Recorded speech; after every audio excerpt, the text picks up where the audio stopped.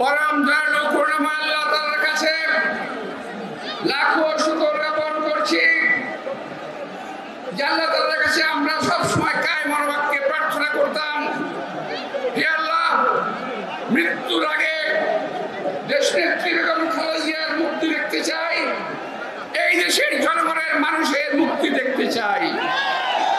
আল্লাহ তাআলা আমাদের সেই ডাক কবুল করেছেন। আমি ধন্যবাদ জানাই আমাদের ছাত্রবন্ধী ছাত্র ভাইদের যারা এই লড়াইয়ের সূচনা করেছেন। আমি ধন্যবাদ জানাই আমার বিএনপি, যুবদল, ছাত্রদল, স্বেচ্ছাসেবক দল সহ সকল অঙ্গ সংগঠন যারা এই আন্দোলনে শরীক হয়েছিলেন।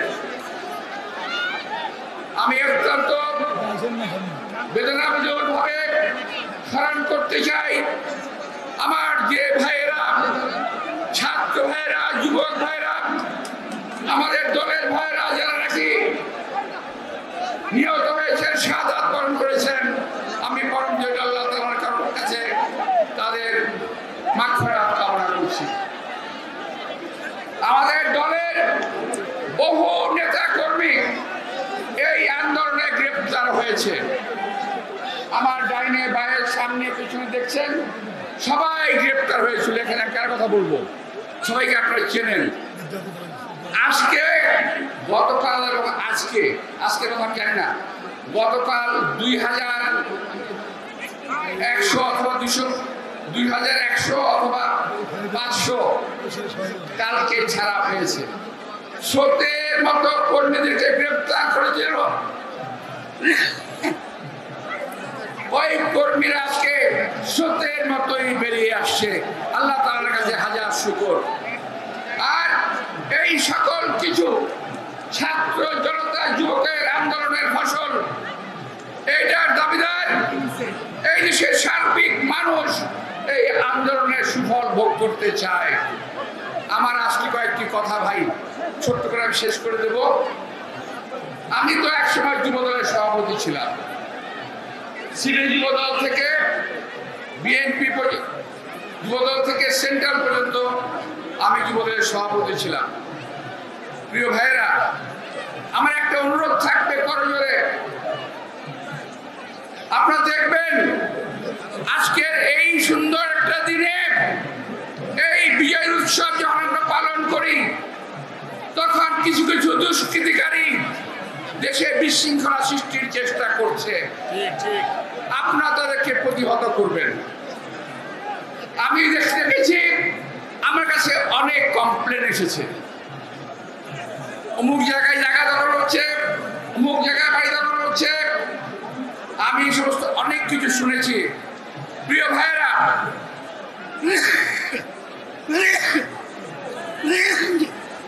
আমি বিভিন্ন জায়গায় আমার যুবদলের কর্মী ভাইদেরকে, ছাত্র দলের কর্মী ভাইদেরকে, বিএনপি কর্মী ভাইদেরকে বলেছি এগুলো সব প্রতিহত করতে হবে। এখন সবাই, অনেকেই যারা বিএনপি করে না, যারা যুবদল করে না, যারা কখনো রাজনীতি করে নাই, তারা এখন ব্যক্তি স্বার্থ চরিতার্থ করা শুরু করেছে। প্রিয় ভাইরা, এর দায় দায়িত্ব একটি বৃহৎ দল হিসেবে আমরা বলতে চাই যে এইটা আমরা হতে দেব না। আমরা অতন্দ্র সৈনিকের মতো প্রতিটা স্থাপনা পাহারা দেব। আপনাদের মনে আছে যখন ওই যে মেট্রো রেল ভাঙা হয়, শেখ হাসিনা কান্নায় ভেঙে পড়েছিল। এখন তো ভিডিও বেরিয়েছে, ওই মেট্রো রেল তো আমার কোনো ছাত্র দলের ভাইরা, কোনো ছাত্ররা, কোনো আন্দোলনকারীরা তো ভাঙে নাই। ওইটা তো ভেঙেছে বিদেশি প্রভুত্ববাদ যাদের করতেন, যারা এই দেশে গন্ডগোল করার চেষ্টা করছেন, যারা এই দেশকে সিকিম ভুটানের বানানোর চেষ্টা করছেন, তারাই অপকর্ম করেছে।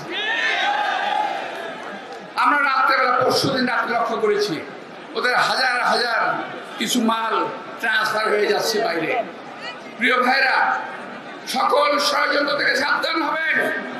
যারা বিভিন্নভাবে বিভিন্ন প্রতিষ্ঠানে, বিভিন্ন এলাকায় প্রাতিষ্ঠানিক গন্ডগোল করার চেষ্টা করছে, তারা হুঁশিয়ার হয়ে যান, তারা সাবধান হয়ে যান। ছাত্র ছাত্র জনতার ঐক্য আপনাদের সকল ষড়যন্ত্র ধূলিসাৎ করে দেবে, আপনাদের কোনো ষড়যন্ত্র মেনে নেবে না। কিছুক্ষণ আগেও শুনছি কোন প্রতিষ্ঠানে গন্ডগোল হচ্ছে।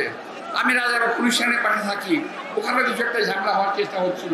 তো এই ধরনের যারা চেষ্টা করতেছে, দয়া করে আপনারা নিবৃত থাকুন, নইলে এই ছাত্র জনতার রোষ থেকে কেউ মুক্তি পাবেন না।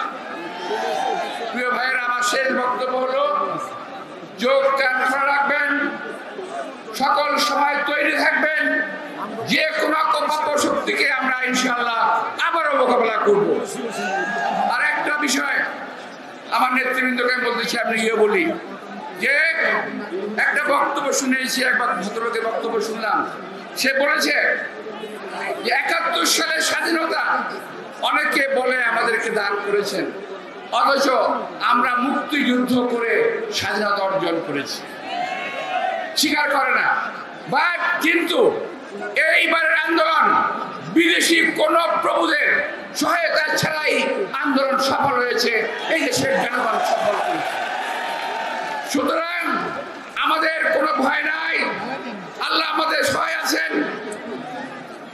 আমি একটি কথা বলতে চাই, আমার এই ভাই বোনেরা দীর্ঘ ১৭ বছর পরে এখন বোধহয় বাড়িতে ঘুমোতে পারছেন। আমি গতকাল অনেক ঘুমিয়েছি ভাই, অনেক ঘুমিয়েছি গত রাত্রে, আল্লাহর কাছে অনেক শুকর। আমি আবারও ছাত্রদের কাছে, ছাত্র জনতার কাছে কৃতজ্ঞতা জানিয়ে পরম দয়ালু আল্লাহ তাআলার কাছে শুকর গুজার করে, এবং আল্লাহ তাআলা যেন আমাদের দেশের মধ্যে শান্তির ফয়সালা করে দেন।